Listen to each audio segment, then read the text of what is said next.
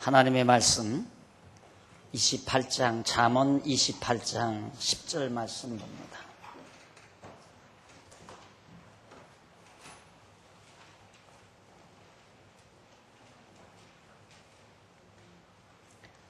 잠언 28장 10절 정직한 자를 악한 길로 유인하는 자는 스스로 자기 함정에 빠져도 성실한 자는 복을 얻느니라. 10절 한 절 봉독해 드렸습니다. 지금 우리는 앞으로 나라의 왕위를 승계할 아들 르호보암에게 솔로몬이 훈계하는 내용이 28장에서 이제 마지막 31절까지 결론 부분이 남아있는데 그 내용이 나라의 형통함에 대한 훈계라고 그랬습니다. 나라의 형통함에 대한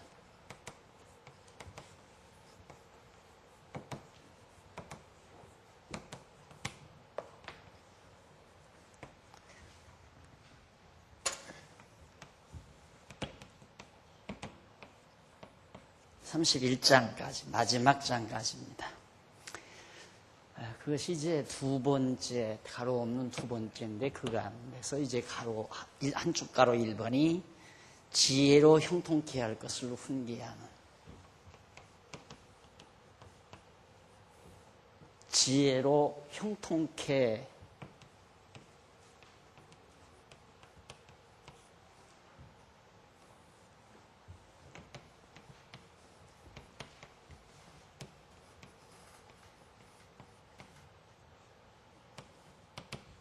(28장) 28장에서 29장까지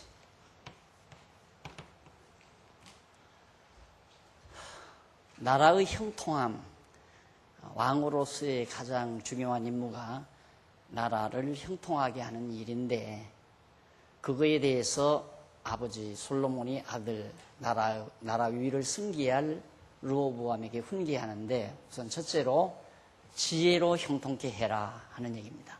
지혜로 나라를 형통케 하라. 얼마 전 제가 권사회인가요? 권사회에서 그랬나? 지혜로 세우는 교회라는 주제로 제가 특강을 한 일이 있습니다. 지혜로 교회를 세우고, 지혜로 나라를 세우고, 지혜로 가정을 세우고, 모두가 다 지혜로 세우는 일이 매우 중요하죠. 여기는 지혜로 형통케 해라. 그 가운데서 이제 우리가 지금 28장 1절로 9절 명철과 지식으로 율법을 따라서 나라를 다스리라. 명철과 지식으로 하나님의 율법을 따라서 나라를 다스리라 하는 훈계 내용을 지난 시간 배운 바 있습니다. 오늘은 28장 10절로 18절에서 악한 통치자와 의로운 통치자의 행동과 결국을 가르칩니다. 그러니까 악한 통치자는 어떤 통치자이며 의로운 통치자는 어떤 통치자인가, 이걸 분별하는 게 매우 중요하죠. 저게 악한 통치자인지 의로운 통치자인지 알 수가 없으면 그건 미련한 일이 아닐 수가 없습니다. 그래서 우선 여기 10절에 보면 정직한 자를 악한 길로 유인하는 자, 정직한 자를 악한 길로 유인하는 자는 스스로 자기 함정에 빠져도 성실한 자는 복을 얻느니라 라고 말을 했습니다. 이게 이제 참 우리말 성경, 이제 늘 제가 말씀드리지만 다윗, 솔로몬, 그리고 이제 여기서 르호보암과 여로보암,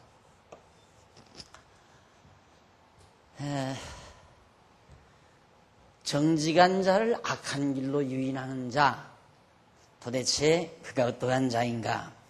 교재 4380페이지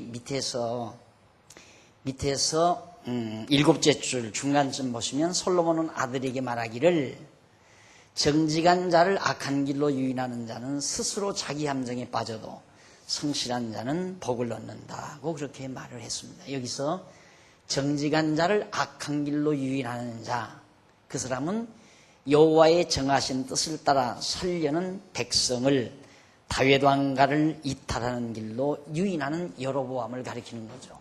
당연하잖아요. 악한 길이 어느 길입니까? 이게 정직한 자는, 정직한 자, 정직,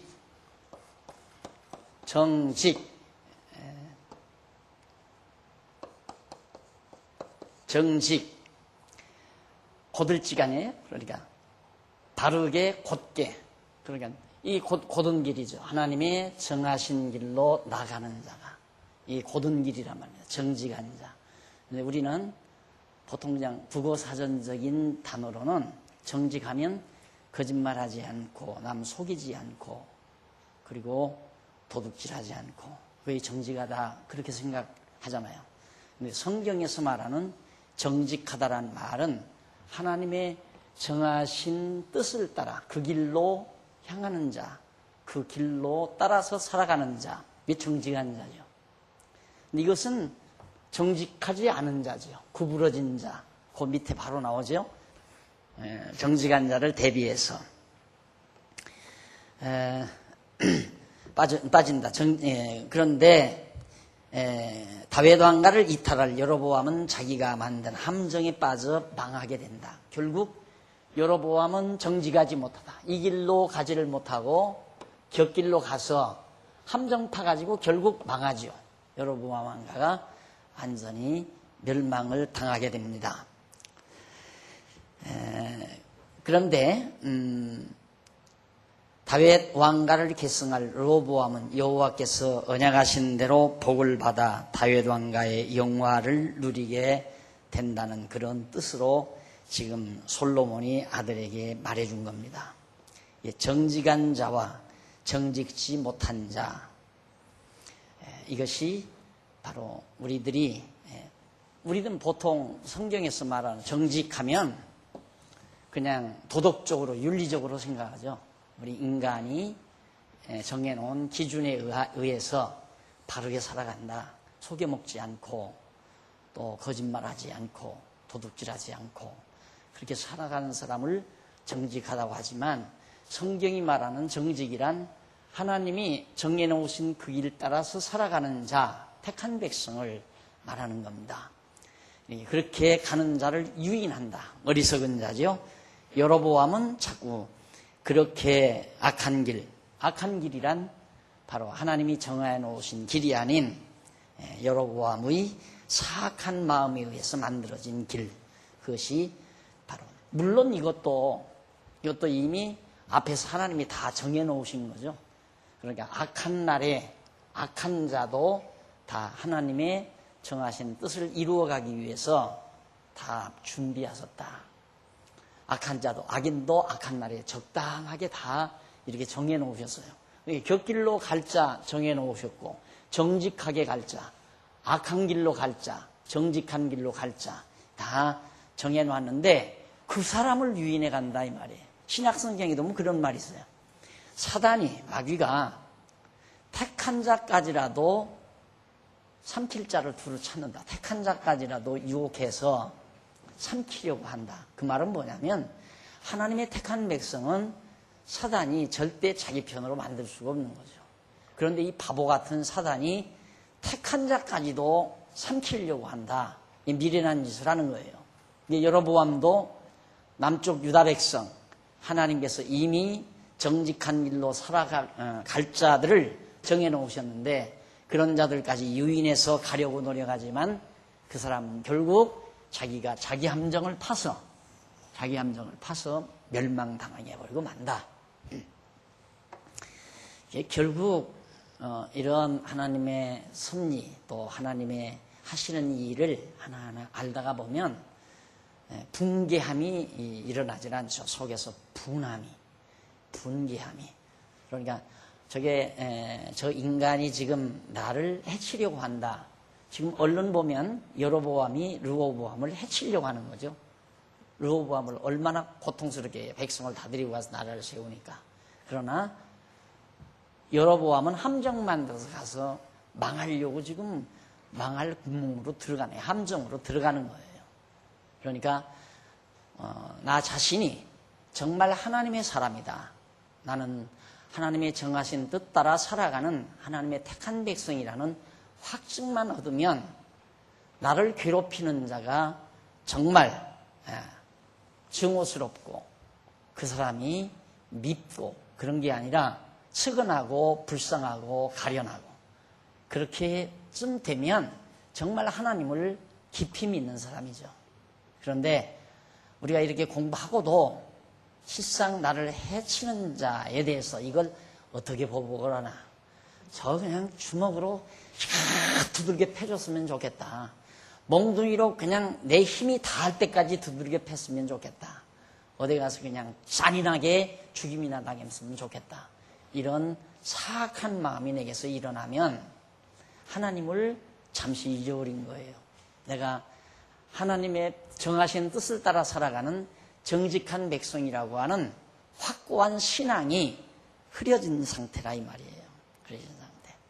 그러니까 한의학 선생님들이 나와서 가끔 얘기하는 걸 보면 이 화를 참는 거.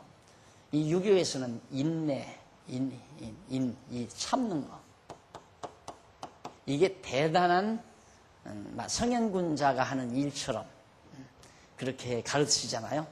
그런데 참으면 나중에 화병으로 죽는데요. 참으면 안 된대요. 참으면 안 되고 어떻게 참는 걸 풀어야 된다는 거죠. 근데 참는 걸 푸는 방법이 없는 거예요. 어떻게 하면 참으면 화가 치밀잖아요. 화가 치밀어도 그걸 꼭 간직해야 되는데 그래야 참아지는데 그 화를 밖으로 풀지 말고 그걸 참아서 어떻게 용해시켜야 돼요. 용해하는 방법이 없죠. 근데 기독교는 기독교는 이 인내가 그렇게 힘든 게 아니에요. 막 억지로 참는 게 아니라 말입니다. 그런다면 못하죠. 그거 어떻게 억지로 참아요. 억지로 참으면 나중에 화가 되고 그것이 화병이 되고 병이 되는데. 근데 참는 게 아니라 이런 하나님의 경륜을 우리가 분명히 알고 살아가면 화가 치밀지를 않게 된다는 얘기입니다. 애당초부터. 반대로 화날 일이 하나님을 모르는 자는 화가 나고 분노가 폭발할 일이 하나님을 아는 자는 측은하고 불쌍히 여기는 생각이 나게 된다.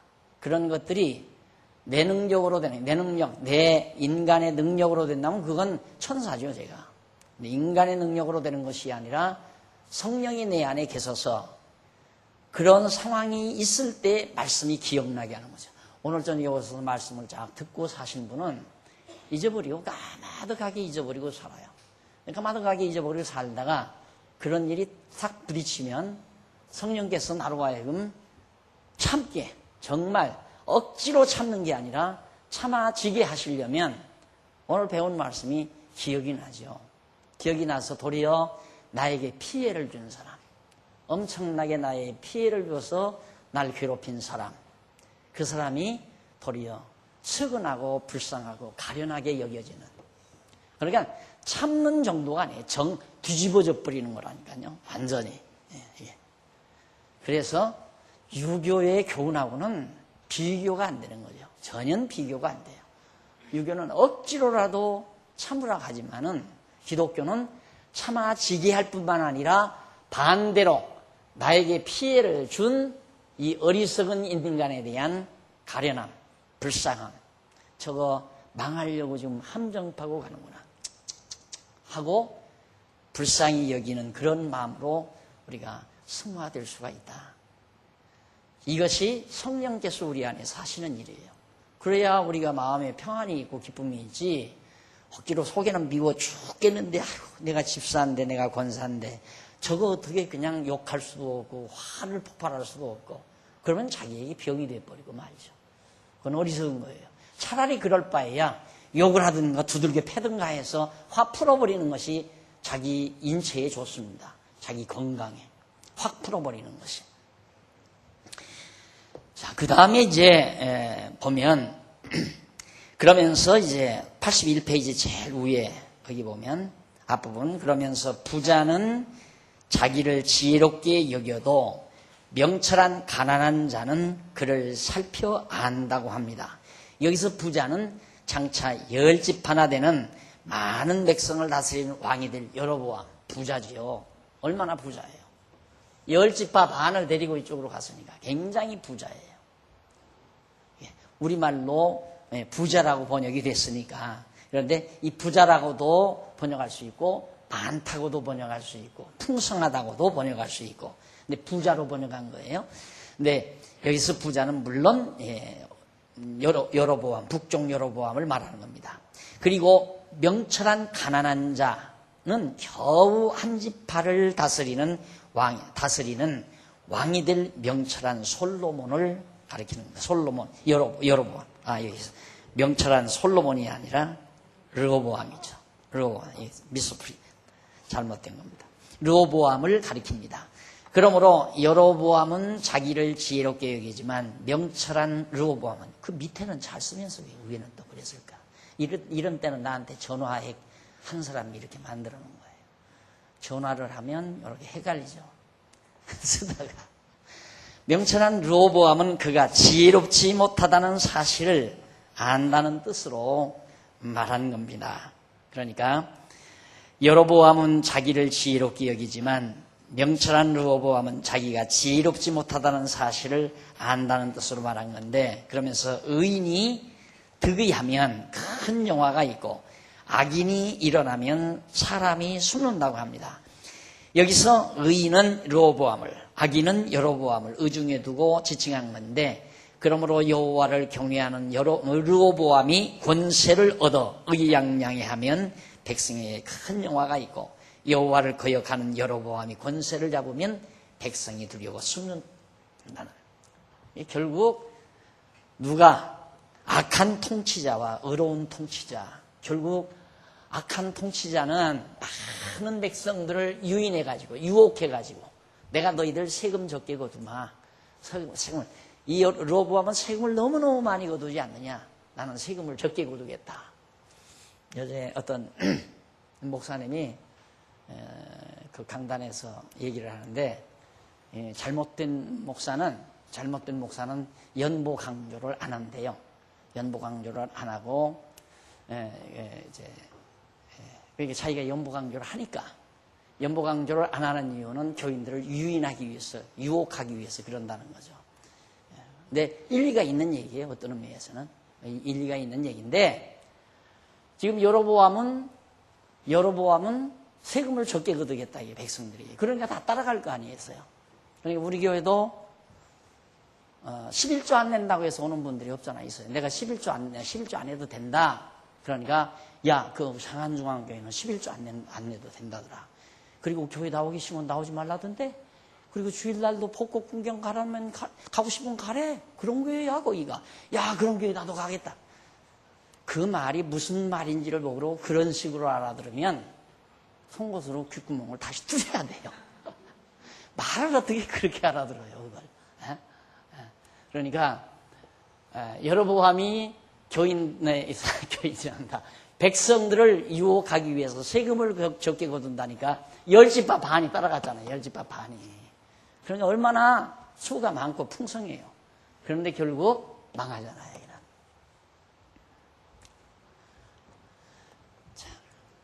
그래서 의인이 득의하면 큰 영화가 있고, 의인이란 두말할 것 없이 하나님께서 정하신 왕 르호보암이죠.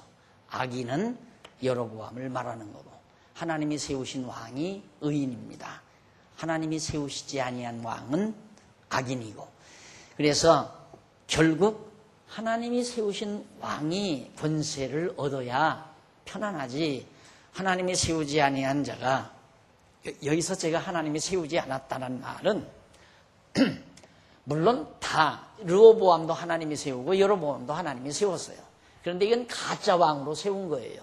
이건 진짜 다윗 왕조를 이어갈 왕으로 세워놓은 거고, 그러니까 이건 망하게 하기 위해서 세운 거라 이 말입니다. 여기는 하나님이 언약대로 이루시기 위해서 세우신 왕이고, 그런 의미에서 세우지 아니한 왕이다. 그런 뜻이에요. 자, 그렇기 때문에 나라가 형통하려면 의로운 왕이 세워져야 된다. 예, 다윗 왕과 다윗의 자손이 왕으로 세워져야 나라가 형통하다. 그런 얘기죠. 자, 그러면서 여호와를 경외하는 르호보암이 권세를 얻어 의기양양해하면 백성에게 큰 영화가 있고, 거역하는 여로보암이 권세를 잡으면 백성이 숨고 결국 괴로워한다는 얘기입니다. 그 다음 그리고 자기의 죄를 숨기는 자는 형통치 못하나 죄를 잡아가고 버리는 자는 불쌍히 여김을 받는다 라고 가르쳤는데, 이는 자기의 반역 행위를 숨기는 자는 형통치 못하지만 슬퍼하며 버리는 자는 불쌍히 여김을 받는다 라는 뜻으로 번역을 하는 것이 아주 잘 이해가 가도록 번역이 되는 겁니다. 그러니까 자기의 반역 행위를 숨기는 자, 여로보암이 지금 반역을 하는 거거든요. 다윗 왕가를 반역하잖아요. 그걸 숨기는 것은 어리석은 일이죠. 그건 절대 형통하지 못하다. 그러나 형통하지 못하지만 슬퍼하며 버리는 자는 불쌍히 여김을 받는다. 슬퍼하며 반역 행위를 이들을 버리고, 반역하는 자를 버리고 돌아서는 자는 긍휼히 여김을 받게 된다. 그런 얘기예요. 그러니까 언제나 만왕의 왕 되신 그리스도 편의 선자가 승리자죠. 다윗 왕가, 다윗의 자손, 다윗, 솔로몬의 아들 르호보암, 그 자손들이, 그 아들들이 쭉 왕으로 다는 바로 다윗 왕가에 속한 백성은 비록 중간중간 고통이 다가오지만은 결국은 승리하잖아요. 그러나 북쪽 이스라엘은 결국 망하는 것이 북쪽 이스라엘입니다. 그러니까 오늘 우리가 그리스도 안에서 산다고 하는 것은 보장된 삶이에요. 승리가 보장된 삶. 그리고 그리스도 안에서 산다고 하는 것은 정직한 삶이고요. 도둑질 안 하고 거짓말 안 하고 남 속이지 않는 것이 정직한 것이 아니라 참 길 대신 예수 그리스도 안에서 살아가는 삶이, 그것이 바로 정직한 삶이다 라는 뜻입니다. 그 다음 항상 경외하는 자는 복되거니와, 항상 하나님을 경외하는 자는 복되거니와 마음을 강박케 하는 자는 재앙에 빠진다고 가르쳐줬습니다. 여기 항상 경외하는 자는 물론 르호보암이죠. 마음을 강박케 하는 자 여로보암을 말하는 거고요. 그래서 다윗 왕가의 왕위를 계승할 르호보암은 복을 받게 되고, 반역을 일으킬 여로보암은 재앙을 받는다는 얘기입니다. 보장된 거 아니에요. 이건 이 언약된 왕국이기 때문에 이건 복과 언약은 통한다고 그랬죠. 복 주실 것을 언약한 것이기 때문에. 그래서 다윗 왕가에 속한 백성들은 이미 복이 보장된 자들이지만 이들에게는 재앙이 보장된 자다. 재앙. 참 오늘 우리 신약 시대에 만왕의 왕 되신 그리스도 안에서 살면서 그리스도의 통치를 받고 산다고 하는 것이 얼마나 안정된 삶인가. 가장 안정된 삶이다. 순간순간을 살아가는 어리석은 인간들은 그 순간의 이익이라든가 순간의 화려함에 빠지지만은 이런 하나님의 총체적인 섭리를 깨닫게 되면 지혜로, 하늘의 지혜자로 오신 그리스도 안에서 떠나가지를 않는 거죠. 그래서 그리스도 안에서 우리가 살게 되고 그의 통치를 받게 되는 겁니다. 그 다음 이제 15절로 18절까지 보면 28장 15절로 18절에 보면 악한 통치자와 의로운 통치자의 결국에 대해서 말합니다. 그러면 악한 통치자의 결국은 우리 다 아는 얘기 아니에요? 의로운 통치자의 결국은 어떻게 되는가? 그걸 지금 솔로몬이 말해주는 거예요. 자, 솔로몬은 아들에게 말하기를 가난한 백성을 압제하는 악한 관원은 부르짖는 사자의 줄인 고음 같다고 했습니다. 가난한 백성을 압제하는 악한 관원, 이것이 부르짖는 사자의 줄인 곰, 사자와 줄인 곰. 그러니까 굶주린 곰과 사자가 얼마나 무섭습니까? 다 잡아먹죠. 곧 힘없고 무능한 백성에 대하여 사악한 통치자를 아주 사나운 부르짖는 사자와 줄인 곰에 비유한 겁니다.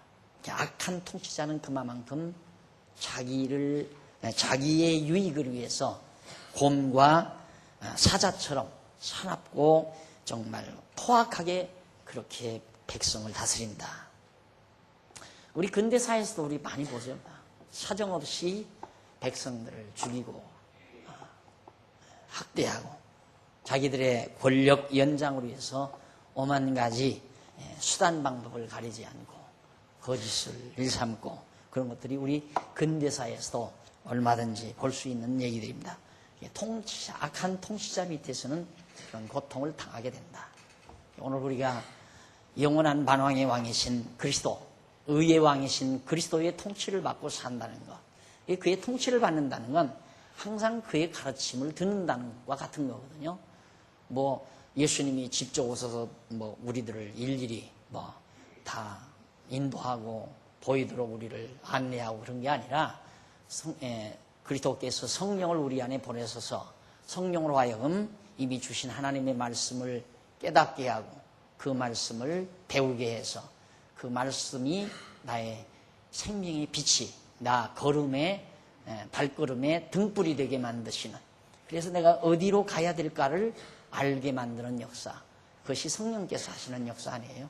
오늘 우리가 하나님의 말씀을 이렇게 자꾸 배운다는 것은 길 가다가 이리 갈까 저리 갈까, 우리가 모르는 길을 운전하다가 가다가 보면 Y자 두 갈래 길이 나오죠. 우회전해야 되나 좌회전해야 되나.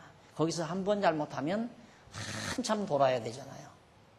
마찬가지로 우리가 인생길을 살아가다 보면 정말 선택의 기로에 설 때가 있습니다. 그때 하나님의 말씀이 생각이 나면 당당하게 내가 올바른 길을 선택해서 갈 수가 있는 거죠. 그것이 만왕의 왕이신 그리스도께서 우리에게 통치하시는. 근데 나를 하나님께서 한번 연단을 시키려면 캄캄하게 기억나지 않게 만들어버려요. 다. 그러니까 가만히 우리들이 살다가 보면 그때 내가 왜 그랬을까? 다 배웠는데, 다 알았는데 왜 그랬을까? 깜막하는 동안 엉뚱한 길로 가거든요. 그렇게 해서 내가 하나님의 말씀을 잘 듣고 살아야 된다라고 하는 걸 다시 한번 깨닫게 하는 거죠.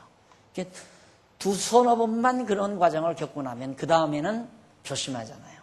그래서 하나님의 말씀, 여기에서 하나님의 말씀은 나에게 뭘 어떻게 선택하도록 말씀하는가, 이런 것들이 바로 우리의 발걸음의 등불이 되는 겁니다. 그래서 올바른 길을 가도록 그렇게 지혜의 영, 지혜의 신 예수 그리스도께서 우리를 그렇게 다스려 가신다. 근데 포악한 통치자들은 백성을 사정없이 이용하고 잡아먹는 거죠. 사자처럼. 그래서 여로보암의 포악한 정치를 염두에 두고 말한 겁니다. 그 다음 82페이지 제일 위에 보면 그러면서 무지한 치리자는 포악을 크게 행하지만 탐욕을 미워하는 자는 장수한다고 말을 했습니다. 그래서 장수한다, 이 말은 오래도록 왕위가 오래 지속된다, 그 말이에요. 장수한다. 탐욕. 물론 정말 우리가 이 세상에서 우리 인간들이 살아가는 데 있어서 가장 정말 지혜로운 것이 내게서 탐욕을 제하는 일입니다. 탐욕을 제하는 일. 우리는 보편적으로 생각하기는 내가 욕심 부리면 더 많이 내 것이 되는 줄 알고 있잖아요. 내가 욕심을 부리지 않으면 내 것이 안 되고, 그래서 욕심은 살아가는 기본 조건처럼 그렇게 생각을 해서 도리어 이 세상 정치를 해나가는 과정에서도 백성들의 욕구를 부추기죠. 자꾸 욕심을 부추겨요. 그렇게 해서 더 열심히 일하게 만들고 장사를 열심히 하게 만들고, 그래서 이제 산업이 발달하게 만들고, 그것이 국가 경제에 기여한다. 경제 논리가 바로 그렇게 가거든요. 욕심을 부추기는 것. 그런데 지금 북쪽 여로보암은 사실상 백성들을 유혹하면서 내가 세금을 적게 거두도록 해주마 하고 가지만은 사실은 백성을 위한 게 아니라 자기의 영화, 왕권을 위해서 지금 간 거예요. 그러니까 얼마나 탐악이 가득한 자입니까? 그러니까 르호보암은 다 뺏기는 거죠. 그러니까 다 뺏겨도 욕심 부리지 말라. 탐악을 부리지 말라. 욕심 부린다고 해서 내 것되는 것이 아니다. 그래서 지혜는 언제 어두워지는가? 욕심을 부리면 지혜가 어두워져요. 욕심을 부리면. 그래서 어떤 일을 결정을 할 때 욕심이 바탕이 돼서 결정을 하면 그건 반드시 지혜가 어두워져서 욕심 따라 일의 결정을 하게 되집니다. 그러니까 어떠한 경우도 욕심을 안 부려야 되는데 어떻게 욕심을 안 부려요? 그것도 어려운 게 아니에요. 욕심 안 부리는 것도 이게 믿어지면 아하, 욕심 부린다고 되는 거 아니구나. 욕심 부리고 간 여로보암은 망하더라. 배웠잖아요. 지금 오늘쯤 배웠어요. 이게 실제로 하나님이 섭리해 가는 거고 르호보암은 다 뺏겼어요. 만약에 여기서 르호보암이 욕심을 버리지 못했다면 북쪽에 가서 전쟁을 했을 거예요. 전쟁을 하게 되면 어떻게 하겠어요? 하나님이 전쟁하지 말라고 그랬잖아요. 그냥 너 자신의 그 모습 그대로를 하나님 앞에서 인정하고 살라 이 말이에요. 탐욕 부리지 말아라. 그래서 탐욕은 미워하는 자는 탐욕을 미워하는 자는 장수한다. 오래 장수한다. 실제로 육신도 그래요. 우리 육신도 욕심이 많으면 모든 인체의 기능이 언밸런스가 되져요. 언밸런스가. 이게 이 욕심이 마음 안에 욕심이 마음. 욕심이 마음인데 마음에 나오는 건데 마음이 평안해야 되는데 평정이 이루어져야 하는데 욕심이 발동되면 마음이 막 움직이거든요. 마음이 막 움직이게 되면 심장이 열을 받아요. 그 심장이 열을 받으면 반대로 다른 장기가 약해지게 돼 있어요. 오장육부가 이렇게 바란스 유지가 돼야 되거든요. 그러니까 어느 장기 하나라도 과부하가 걸리게 되면 다른 장기가 저하가 돼요. 이렇게 낮아진다 이 말 힘이. 그렇게 해서 이제 언밸런스가 이루어지면 인체의 질환으로 그게 나타나게 되는 겁니다. 그래서 가장 중요한 게 출발점이 어디냐면 마음이에요. 마음에서 출발해요. 그런데 더 우리는 한술 더 떠서 더 나가서는 어디에서? 두뇌에서 출발해요.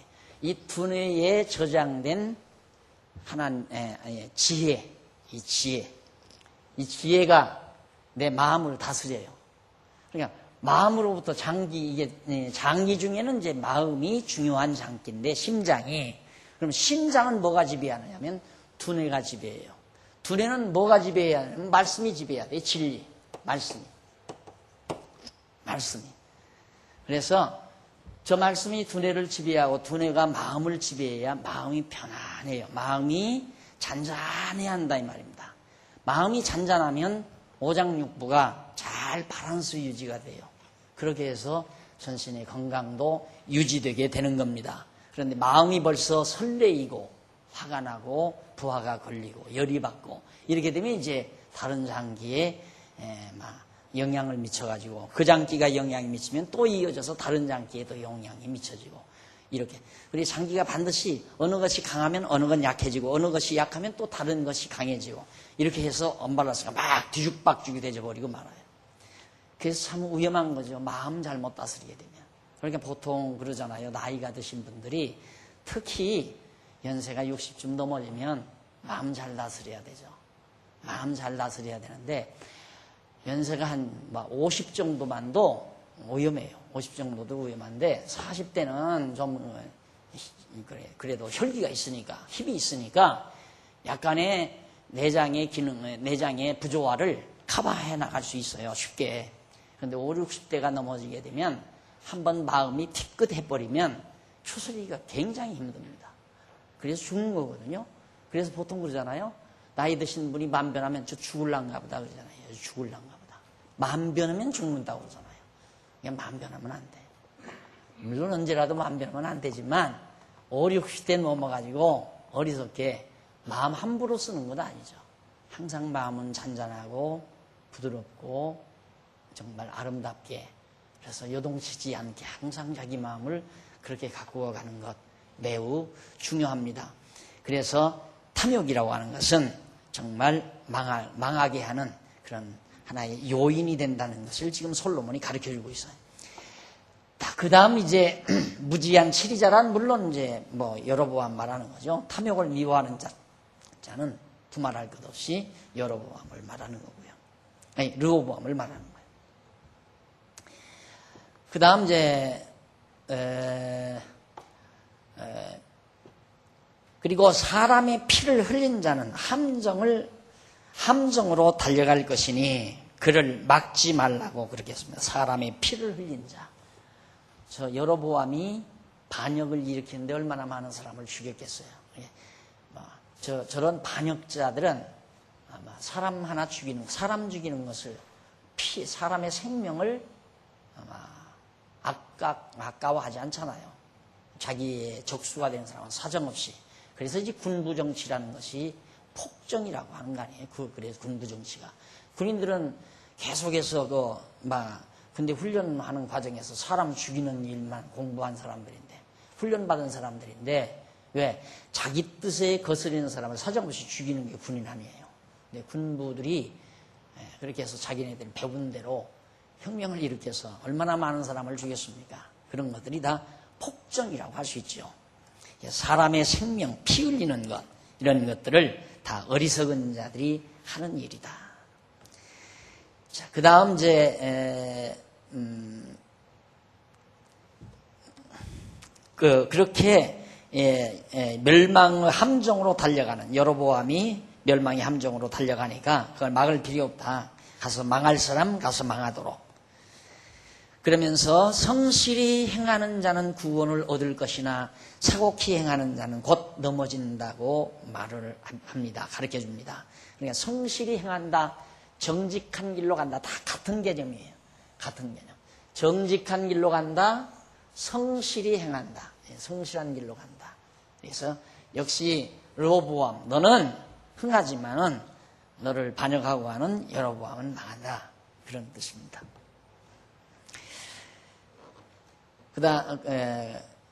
이상 우리는 지금까지 솔로몬이 아들에게 통치자의 의로운 통치자와 자의 행동과 결국에 대해서 우리들이 배웠습니다. 간단하게 말하면 의로운 통치자는 승리를 거두고 흥하게 되지만 사악한 통치자 여로보암은 망한다. 결국에 대해서 정확하게 결론을 내려줬습니다.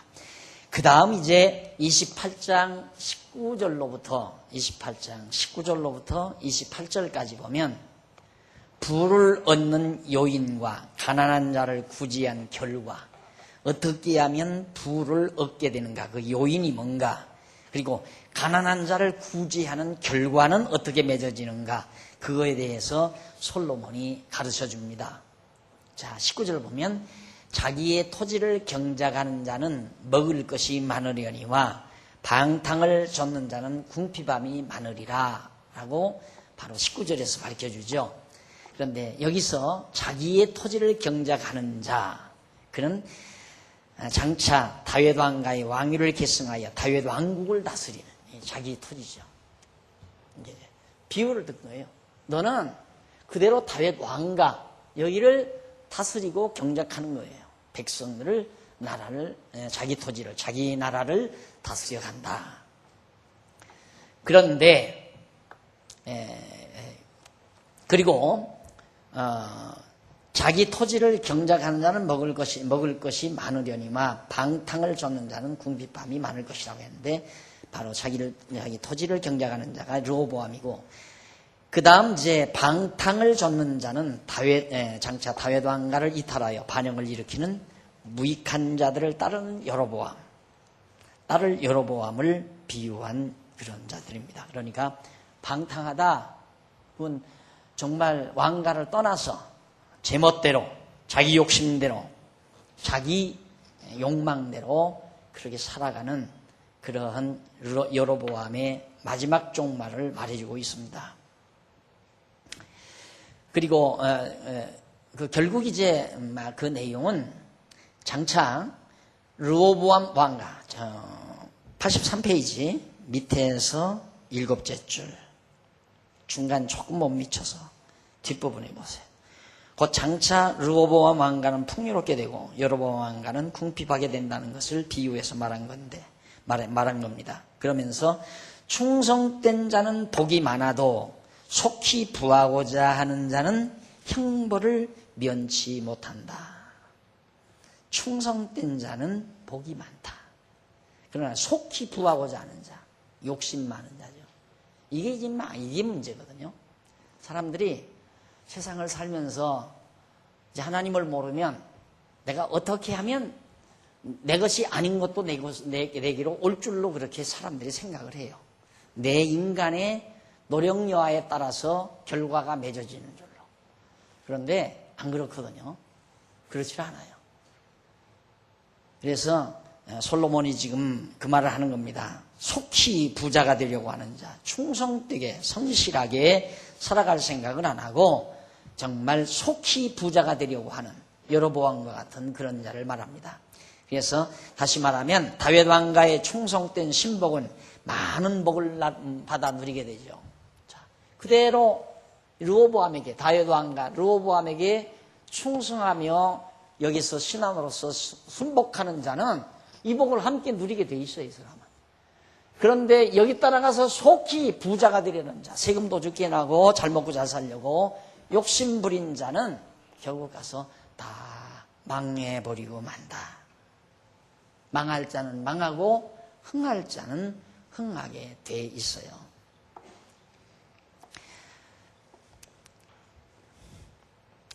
그 다음 밑에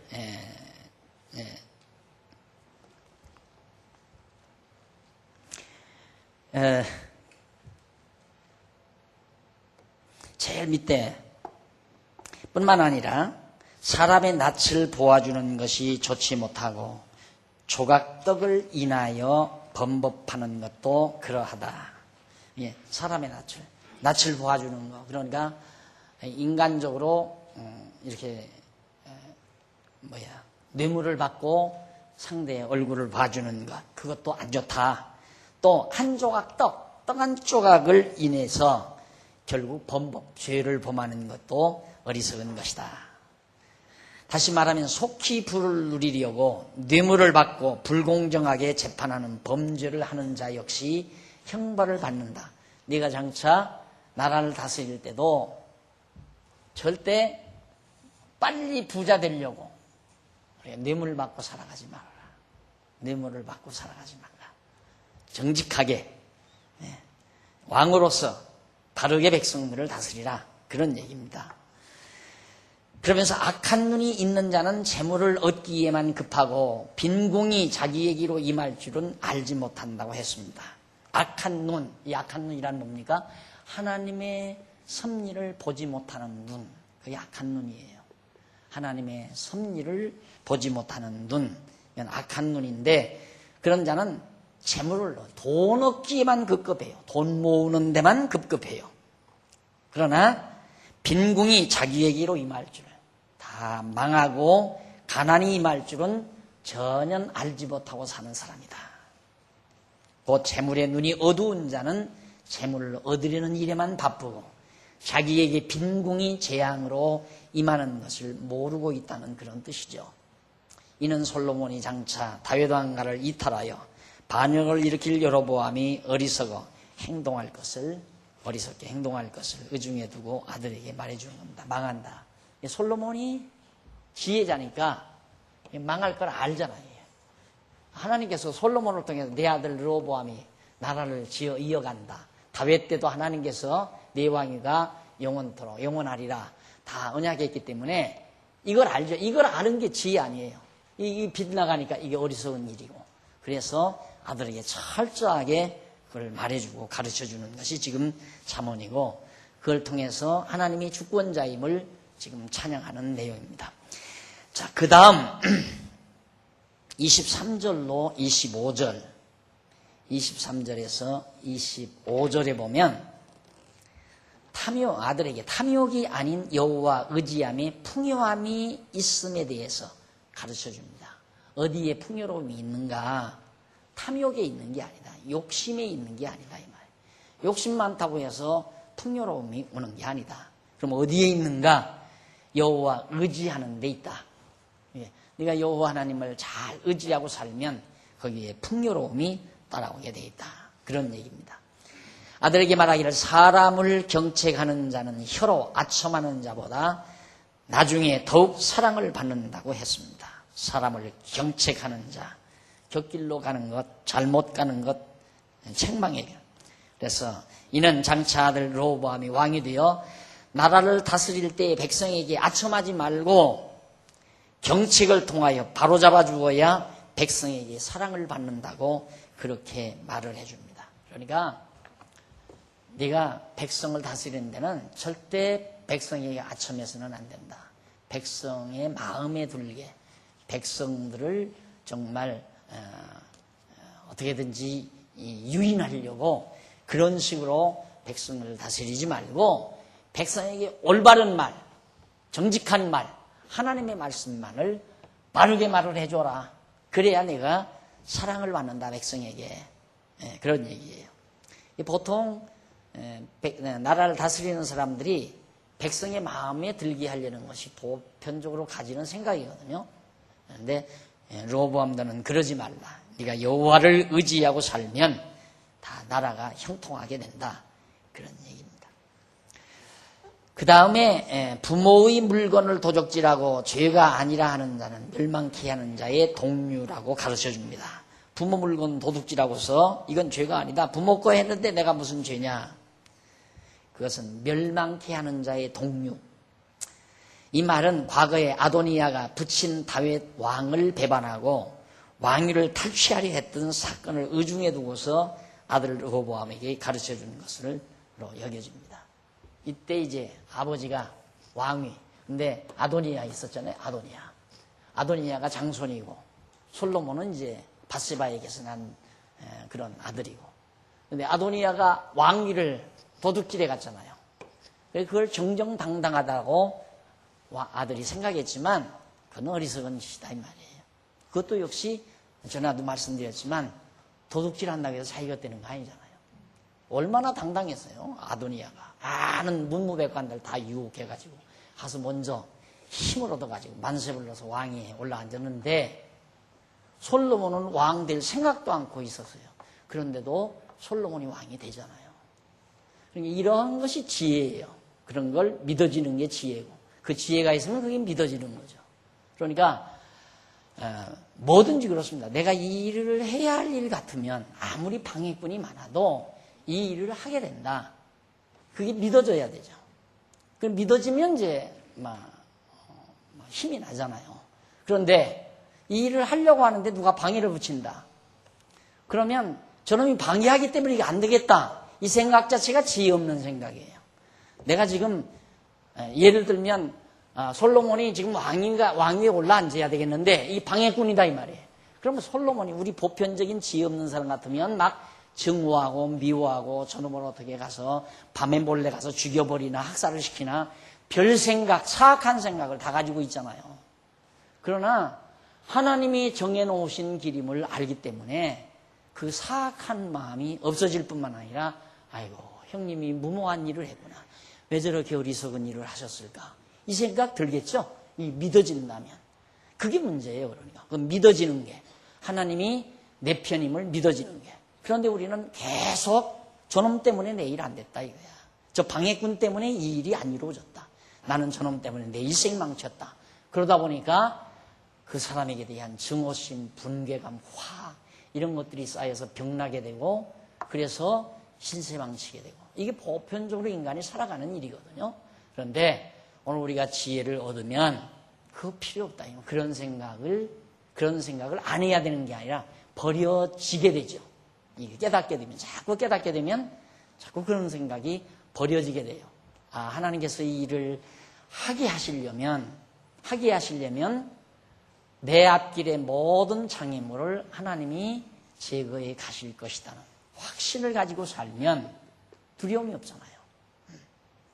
방해꾼이 나타나도 방해꾼에 대한 증오심과 화가 치미는 것도 아니고 방해하는 자가 불쌍하고 어리석고 미련하게 생각이 되고 이것이 지혜자만이 누릴 수 있는 특권입니다.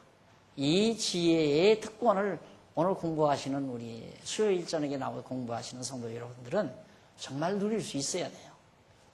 확실한 진리니까. 너무도 분명한 진리니까. 그래서 우리 마음 가운데 아직도 증오하고 미워하고 화가 치미는 일이 있으면 다 이게 이 지혜가 얻어지는 순간 다 사라져가지고 자꾸 사라져가서 그래서 마음에 평안이 얻어지게 되지는 겁니다. 자, 이런 얘기하는 과정에서 제가 할 얘기가 참 많아요. 개인적으로 내 일생에 관한 내 얘기를 할 얘기가 많지만 너무 정난하게 말씀을 드리는 게 그래서 제가 말씀을 다 생략을 하고 그냥 넘어가는데 아시는 분들은 다 알잖아요. 제가 어떻게 이 교회를 해오면서 어떻게 해왔는가, 어떻게 지금까지 교회를 이끌어 왔는가, 그거 다 아시는 분들은 다 알고 계시는 일들이란 말입니다. 욕심으로 된 것도 아니고 그렇다고 해서 방해가 없었던 것도 아니고 엄청난 방해가 많았죠. 정말 이 교회가 서지기까지 방해가 너무너무 많았습니다. 뭐 앞으로라고 해서 방해꾼이 없겠습니까? 앞으로도 방해꾼이 많이 있겠지만은 하나 두려운 것이 없죠. 왜? 이제는 실제 삶 속에서 이런 것들이 우리 다 믿어지잖아요. 이제 전부 될 건 된다. 하나님의 뜻은 이루어진다. 이것이 교회 일만이 아니라 가정일도 마찬가지입니다. 똑같아요. 순간순간을 보면 손해나는 것 같고 속상하고 정말 견디기 어려운 일들이 순간순간 다가오지만 조금 지나고 나면 야, 그때 그 일 참 잘됐다. 지금 어리석었을 때 생각했을 때는 이 일이 너무너무 안 됐다고 속상했는데 지나고 몇 년 지나고 나니까 그 일이 너무너무 잘된 것으로 뒤바꿔져 버리는 거예요. 그게 믿어지지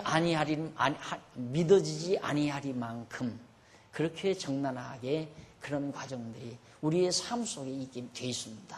그러니까 지금 솔로몬이 르호보암에게만 교훈한 말씀으로 끝나는 게 아니라 이것이 하나님의 섭리이기 때문에 오늘을 살아가는 우리에게 있어서도 우리가 만왕의 왕이신 다윗 왕가의 통치 아래에 있는 이들에게도 복이 있었는데 항차 다윗보다도 더 우월하신 다윗은 그림자지만 예수 그리스도는 참 왕이시란 말입니다.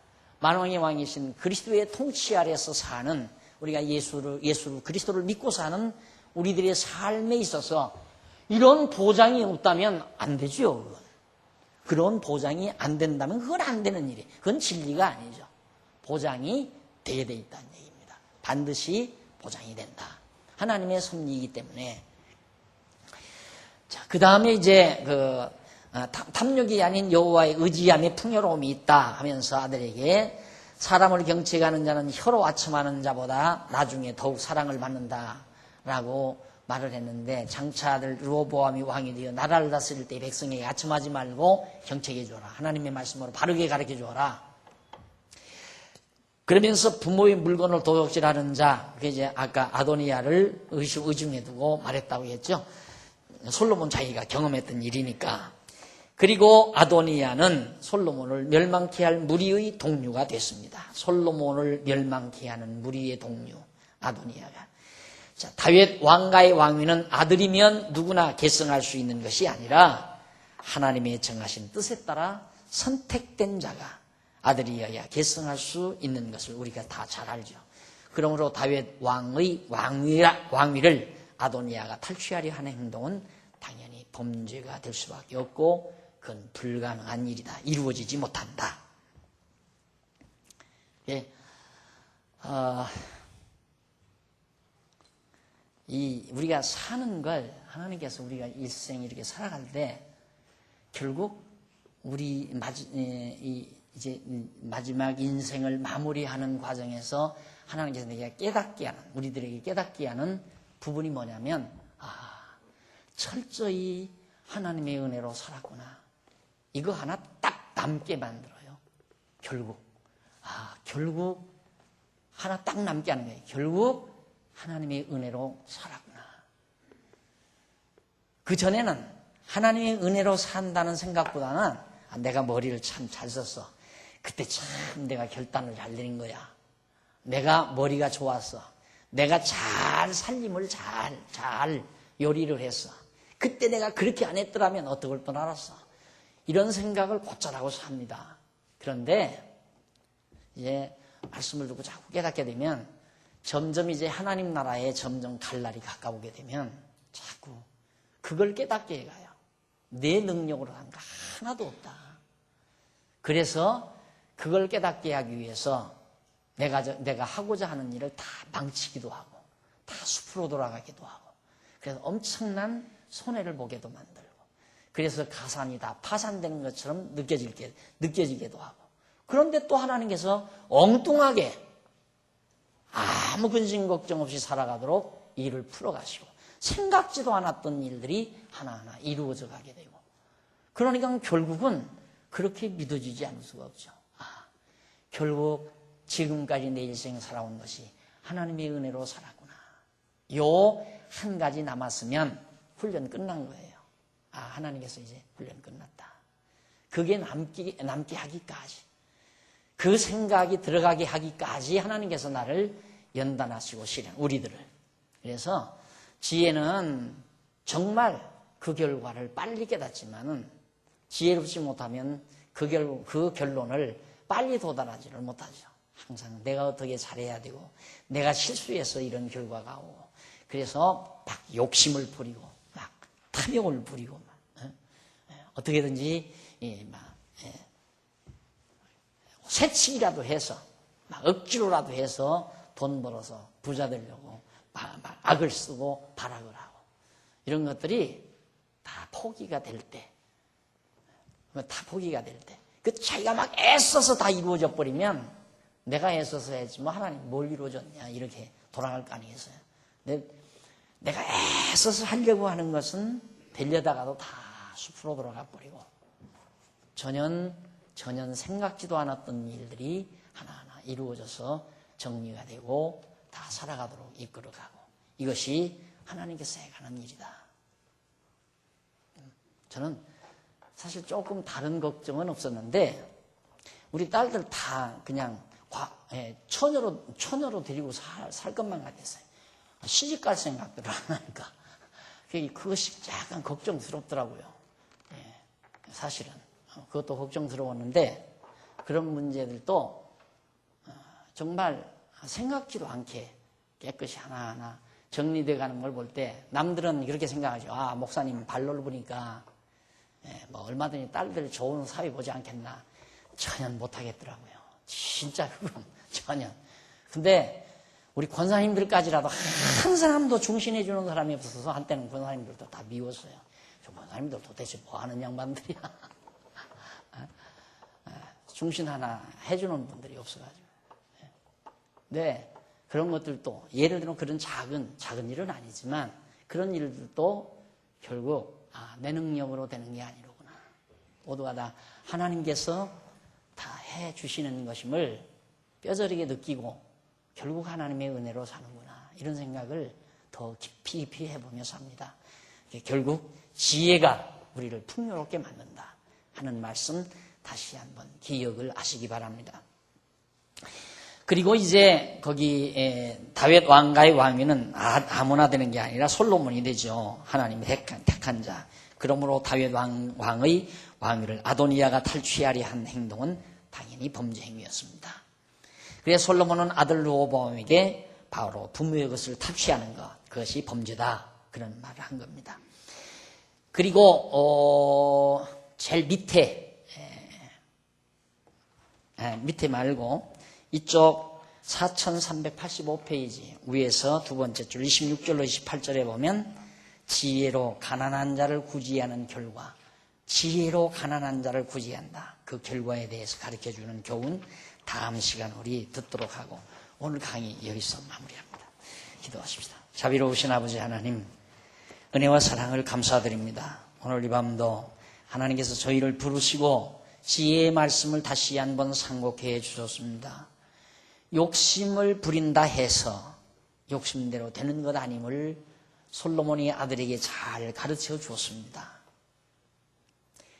여호와 경외하고 여호와를 의뢰하는 데 형통함이 있다는 것도 정말 깊이 아들에게 심어줬습니다. 오늘 또 우리들 이 지혜의 말씀은 마음속 깊이 간직하게 하시고 정말 세월이 가면 갈수록 우리에게 여호와의 은혜, 하나님의 은혜로 산다는 이 놀라운 진리를 마음속 깊이 뿌리내릴 수 있게 하시려고 때때마다 우리에게 아픔도 주시고 어두운 날도 주시고 좌절도 주시고 절망도 주시고 밝은 날도 주시고 형통함도 주시는 줄을 압니다. 하나님 아버지, 이제 우리 하나님 말씀 듣고 우리 스스로 깊이 깨닫게 하소서. 하나님 안에서 그리스도의 통치 아래서 참 마음의 평강을 누리는 슬기와 지혜를 귀한 종들에게 허락해 주시옵소서. 어두운 밤길 우리들 돌아갑니다. 어디에서 무엇을 하든지 하나님께서 항상 지켜주소서. 정말 마음의 평안을 잃지 말고 늘 평온한 마음으로 하나님 경외하며 사는 슬기로운 종들이 되도록 역사하시옵소서. 예수님의 이름으로 기도드립니다. 아멘. 하늘에